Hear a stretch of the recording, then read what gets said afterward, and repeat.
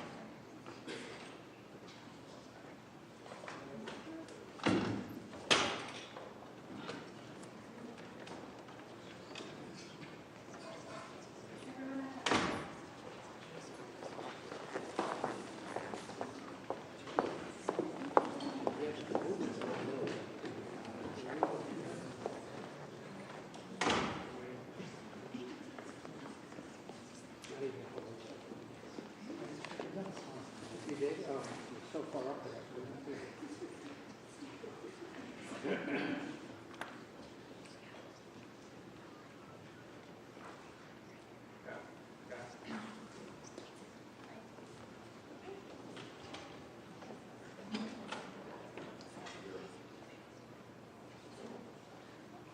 Yeah.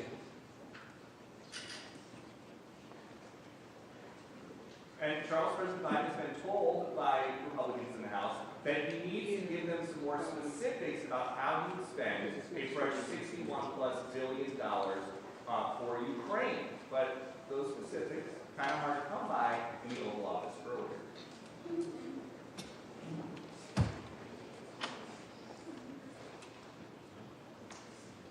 The president said that Congress needs to pass a supplemental funding for Ukraine before they break for holiday recess, otherwise it would be the greatest gift, Christmas gift that Putin could receive.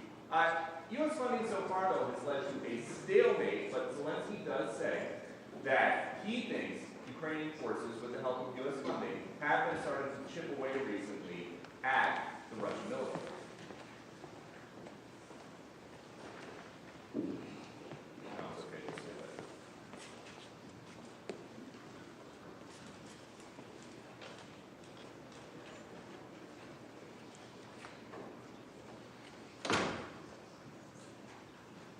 So, not a ton to work with there, but the two of them are going to walk across the driveway here to the executive office building, and they have the two mics set up. We expect some questions and answers any minute. Charles.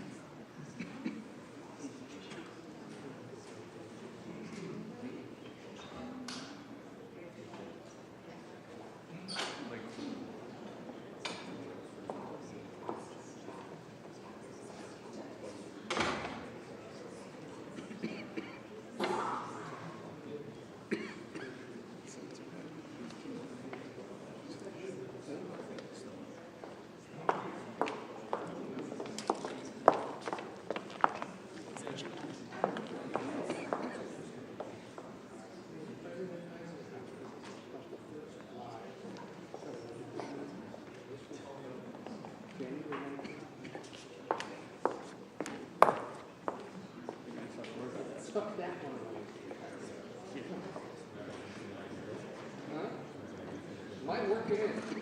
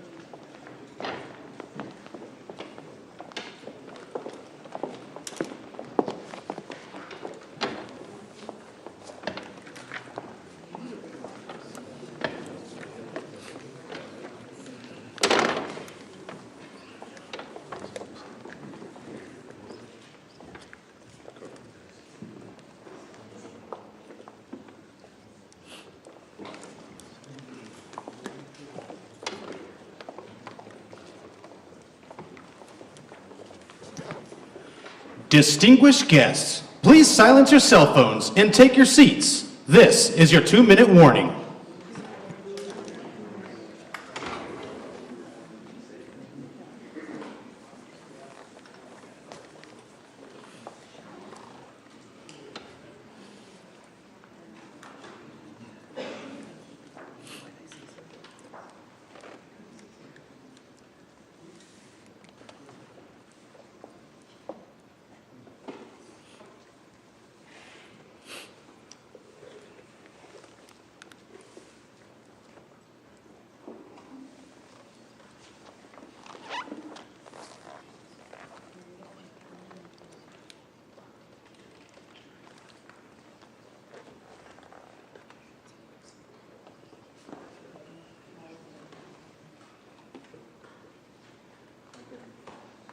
This press conference obviously has been quite delayed, but we did just see the Ukrainian delegation and the U.S. delegation take their seats in the front row.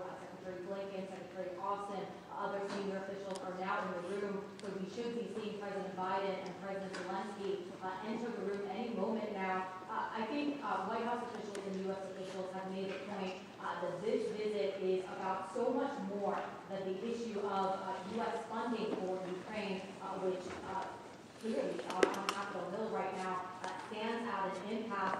They're saying that the world is watching right now, including Russian President Vladimir Putin, and that this is the kind of visit that can send a message to the world at such a crucial moment in this conflict about the U.S.'s continuing steadfast support for Ukraine, and that there is... Distinguished guests, the President of the United States and the President of Ukraine.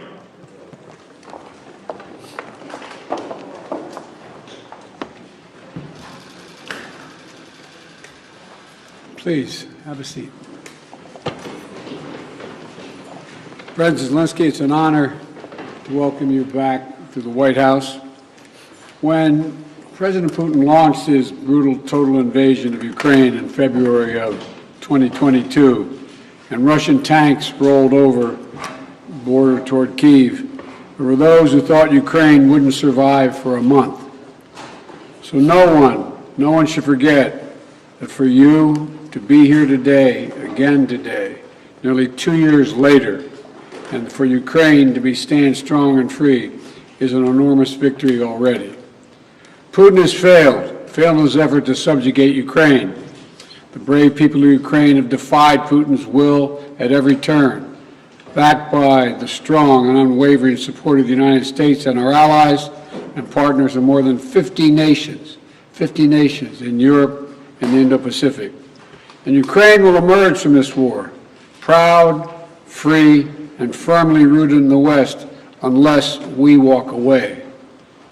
The American people can be and should be incredibly proud of the part they played in supporting Ukraine's success. We'll continue to supply Ukraine with critical weapons and equipment as long as we can, including $200 million I just approved today in a critical needed equipment, additional air defense interceptors, artillery, and ammunition. But without supplemental funding, we're rapidly coming to an end of our ability to help Ukraine respond to the urgent operational demands that it has. Putin is banking on the United States failing to deliver for Ukraine. We must prove him wrong. The United States and Congress must, as I asked last week, it's stunning that we've gotten to this point. You know, we need to fully appreciate how it's wrong, how this is being viewed around the world and being used by Russia. Russian loyalists in Moscow celebrated when Republicans voted to block Ukraine aid last week. The host of a Kremlin-run show literally said, and I quote, "Well done, Republicans. That's good for us," end of quote. Let me say that again. This host of a Kremlin-run show said, "Well done, Republicans. That's good for us." That's a Russian speaking.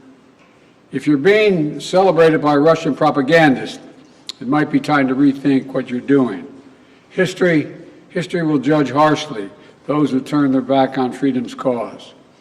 Today, Ukraine's freedom is on the line, but if we don't stop Putin It will endanger the freedom of everyone, almost everywhere. Putin will keep going, and would-be aggressors everywhere will be emboldened to try to take what they can by force. Mr. President, I'll not walk away from Ukraine, and neither will the American people. A clear bipartisan majority of people across the United States and in Congress support your country. They understand, as I do, that Ukraine's success and its ability to deter aggression in the future are vital to security for the world at large. And I have repeatedly made clear from our first day in office, we also need Ukraine to make changes to fix the broken immigration system here. We also need Congress to make the changes to fix the broken immigration system here at home. My team is working with Senate Democrats and Republicans to try to find a bipartisan compromise, both in terms of changes in policy and provide the resources we need to secure the border. Compromise is how democracy works, and I'm ready and offered compromise already. Holding Ukraine funding hostage in the attempt to force through an extreme Republican partisan agenda on the border is not how it works. We need real solutions. I also asked Congress for funding for Israel to take on Hamas and confront multiple other threats backed by Iran in the wake of the October 7th assault. National Security Advisor Sullivan will travel to the region this week and meet with the Israeli War Cabinet, as I have met with, to emphasize our commitment to Israel, as well as the need to protect civilian life and ensure more humanitarian assistance flows and reaches into Gaza for Palestinian civilians. Secretary Austin will also travel to the region this week to step up the international efforts to protect the free flow of commerce through the Red Sea. The entire world is watching what we do, so let's show them who we are. America stands for freedom today, tomorrow, and always. America stands against tyranny and against oppression. And America stands with the people of Ukraine. Thank you again for being here today, Mr. President, and thank you for everything Ukraine is doing to hold the line for liberty in the world. The floor is yours, Mr. President. Thank you so much.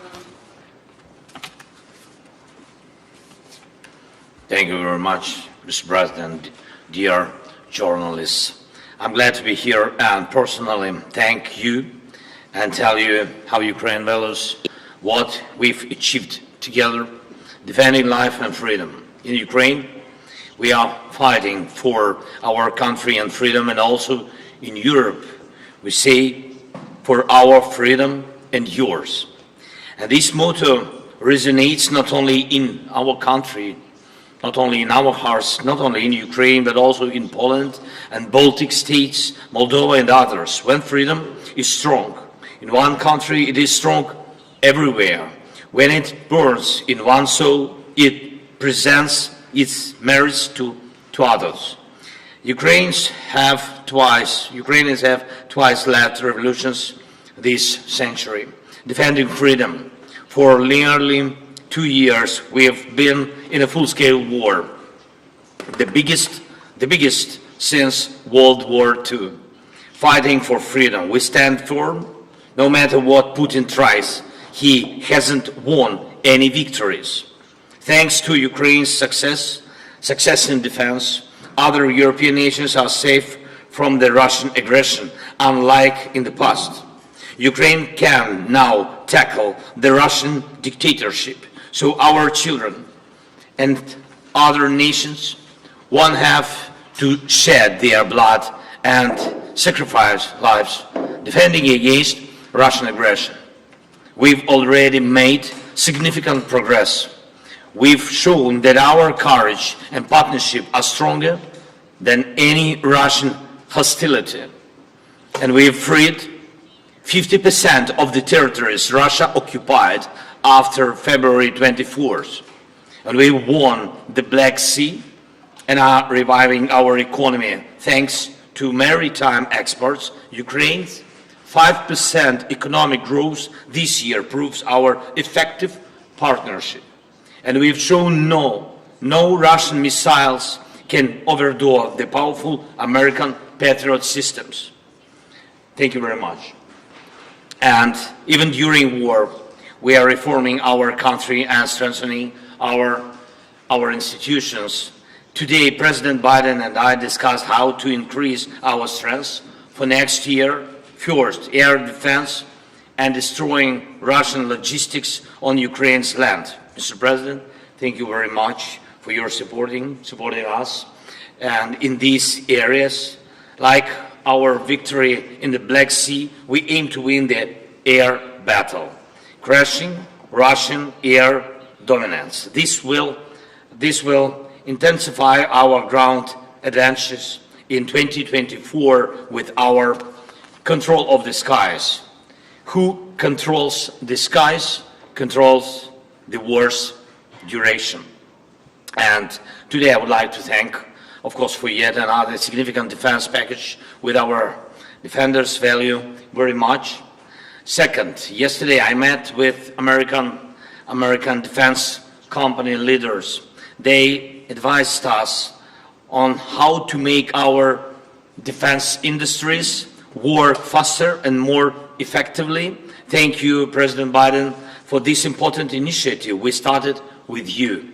Together, Ukraine and America can strengthen democracy's arsenal.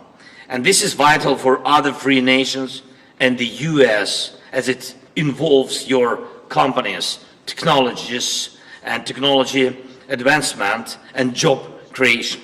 And it is important to know that 2/3 of American support for Ukraine remains and works in the United States. Third, I informed Mr. President that Ukraine has fulfilled all the recommendations of the European Commission regarding the preparation for a decision to start negotiations on Ukraine's accession to the EU. And we constantly communicate with European leaders about our joint steps, sanctions, and political efforts to pressure Russia. American leadership is crucial, is keeping this unity together, a unity that serves the entire free world. And I thank America for new sanctions. And today we discussed Putin's further isolation and making him pay for his aggression. It's very important that by the end of this year, we can send very strong signal of our unity to the aggressor and the unity of Ukraine, America, Europe, the entire free world. Everything we talked about today will help us in the year 2024. Today's discussions in the White House and in Congress across both parties and both chambers with a speaker were very productive, and I thank you for the bipartisan support.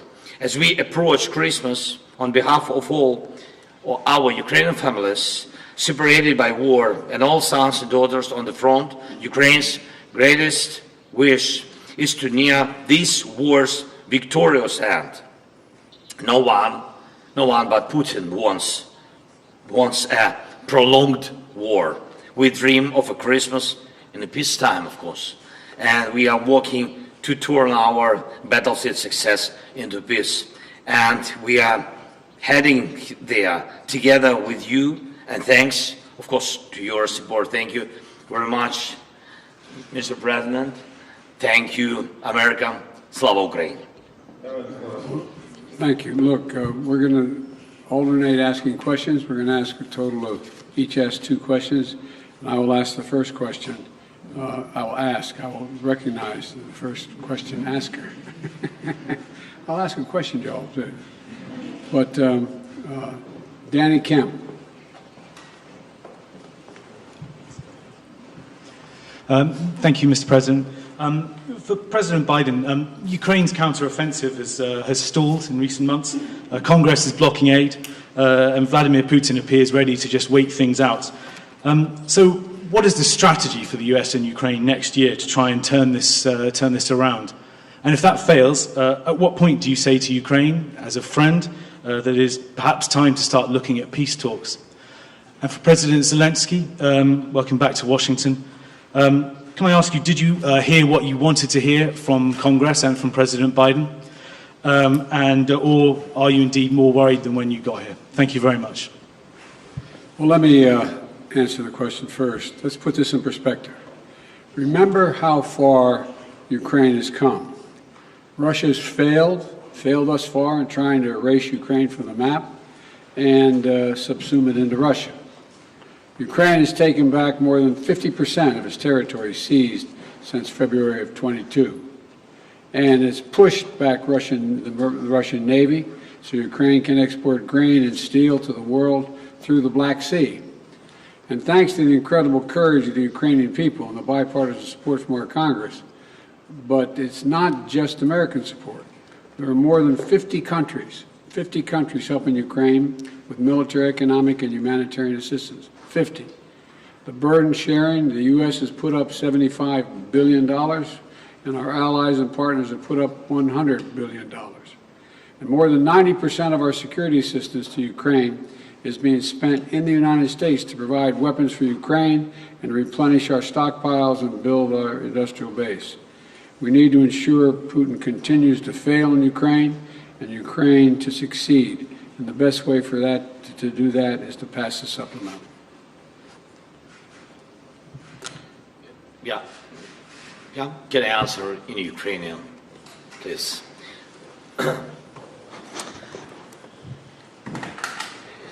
Thank you.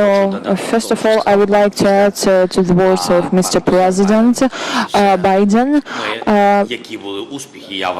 about successes. I think that these were not easy successes. Nonetheless, they were quite serious. They were serious steps forward.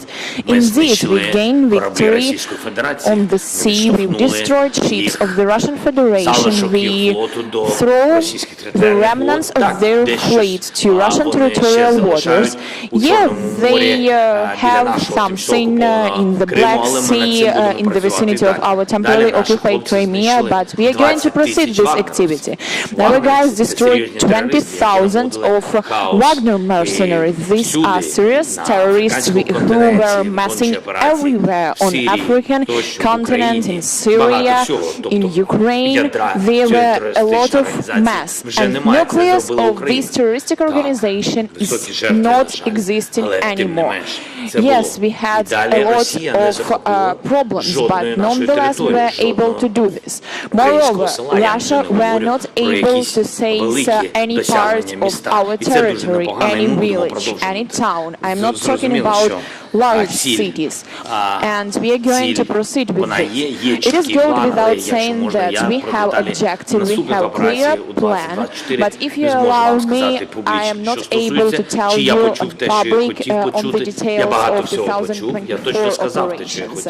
If I heard what I want, I heard a lot. Surely I told what I wanted to. I feel and experience the support from President Biden administration, from senators, Вони були більш ніж позитивні, але ми знаємо, що є слова, а є конкретний результат. Ми будемо count on the great result. Therefore, we will count on particular result. Thank you. Your turn to ask a question. Sorry. Телеканал Інтер, будь ласка. Inter, please. Thank you for taking my question. Dmitry Anopchenko, Ukrainian television US correspondent. Many Republican voices doubt the ability of Ukraine to win the war. Senator once recently even told that Ukraine need to cede some territories to stop fighting. Pane Volodymyre, to be very honest, have you even considered such a step to cede the territories to stop fighting? And Mr. Biden, could you please clarify the policy of your administration, the strategy of your administration on Ukraine? Is it about helping the country to defend itself or to win the war? Because it's obviously such a difference. I will begin. Okay.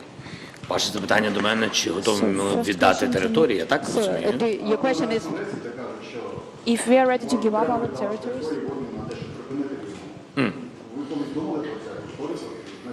Слухайте, Питання не тільки в наших словах чи в думках. Питання в тому, на що ми готові, на що ні.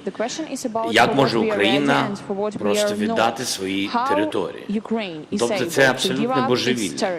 Якщо чесно, ми дуже часто згадуємо Бога, це точно не по-християнськи. Там живуть наші люди, там живуть сім'ї, там діти. І все це частина суспільства українського. Але ми говоримо про живих людей.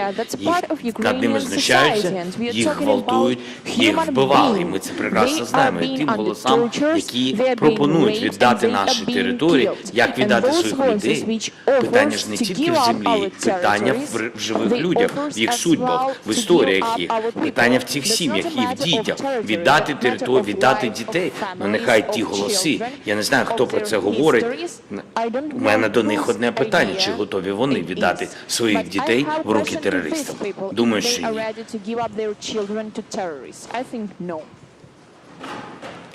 We want to see Ukraine win the war, and as I've said before, winning means Ukraine is a sovereign, independent nation, and that can afford to defend itself today and deter further aggression. That's our objective. Trevor, Reuters. Thank you, sir. First, a question for both of you. Given the Republican skepticism of the Ukraine effort, do you worry that a second term for President Trump would be the end of an independent Ukraine? That's for both of you. And then for you, President Biden, just an update, if you could, on the situation in Gaza, on the reports that Israel has begun flooding Hamas tunnels, and just the offensive in southern Gaza generally. How long do you think that operation should last? Thank you. First of all, with regard to political support for Ukraine, there is a strong bipartisan political support for Ukraine. Small number of Republicans who don't want to support Ukraine, but they don't speak for the majority, even the Republicans, in my view. We're in negotiations to get funding we need, not to promise, not making promises, but hopeful we can get there. I think we can. And you're right, the world's watching what we do. We just send a horrible message to an aggressor and allies if we walked away at this time, and it would hurt our national security. Do you want me to answer the other question as well? With regard to, say it again? Sorry, so the question was just if you could talk a little bit about the Gaza operation, Israel flooding Hamas tunnels, and if you've had conversations with Bibi Netanyahu about how long that operation should last. Well, I have had conversations with Bibi Netanyahu, and I want to make sure that we don't forget what we're doing here. We have to support Israel because they're an independent nation that's being, I mean, the brutality, the inhumanity, the way in which Hamas treated the Israelis, and I mean, raping and burning and beheading. I mean, it's just beyond comparison, and to anything else that I've seen since I've been here, and I've been around for a long time. But I think that we have made it clear to the Israelis, and they're aware that the safety of innocent Palestinians is still of great concern. And so the actions they're taking must be consistent with attempting to do everything possible to prevent innocent Palestinian civilians from being hurt, murdered, killed, lost, etc. And look, it doesn't lessen the responsibility going after Hamas to innocent Palestinians and Hamas. Look, we have a responsibility to protect citizens and ensure they have access to humanitarian assistance. That's why I've worked so hard with our Arab friends as well as the Israelis to get humanitarian assistance into Israel, literally getting up to 140 trucks loaded with gear, loaded with food, loaded with everything that is needed by the Palestinians, including fuel. So, you know, Israel has stated its intent to fulfill these responsibilities. It's very difficult. With regard to the flooding of the tunnels, I'm not at liberty, well, there is assertions being made that there's quite sure there are no hostages in any of these tunnels, but I don't know that for a fact. I do know that, though, every civilian death is an absolute tragedy, and Israel stated its intent, as I said, to match its words with its intent with actions. That's why I was talking about today.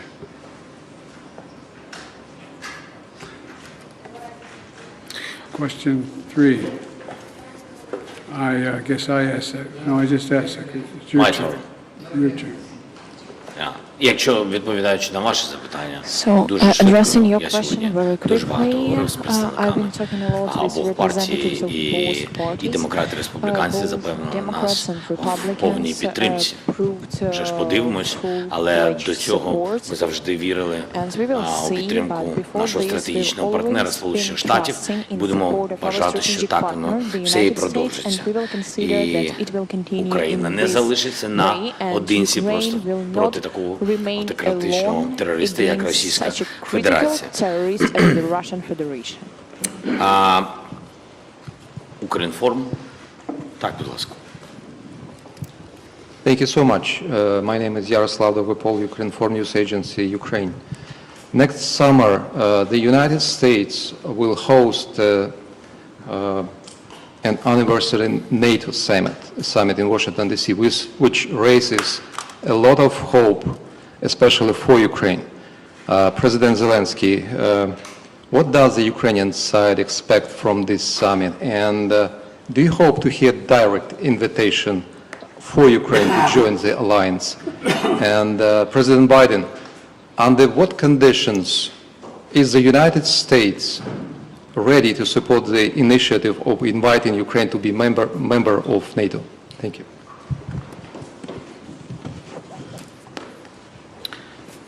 Thank you for your question. I will answer very quickly on this very complicated question. We are not allies till now. We are allies, but we are not members of NATO. So that's why I think I will pass this question to our big friend, President Biden. Look, I'm very proud that how strong and unified NATO has become. And now it's even larger. Putin wanted the federalization of NATO when I met with him in Geneva right after I was elected. And he's gotten the NATOization of Finland instead. And NATO will be in Ukraine's future, no question about that. But as we said in Vilnius, Ukraine will become a member of NATO when all allies agree and conditions are met. Right now, we have to make sure they win the war. And, we launched a joint declaration of support alongside President Zelensky and the G7 leaders in Vilnius, outlining a long-term commitment to supporting Ukraine's defense needs. We also hosted a defense industry conference last week here in D.C. to get that critical work done. So it's a step at a time. Thank you all very, very much. This concludes thank you, everybody. Thank you, everyone. This concludes the press conference. Thanks, everybody. Thanks, everybody. Distinguished guests, please remain in your seats while the principals depart.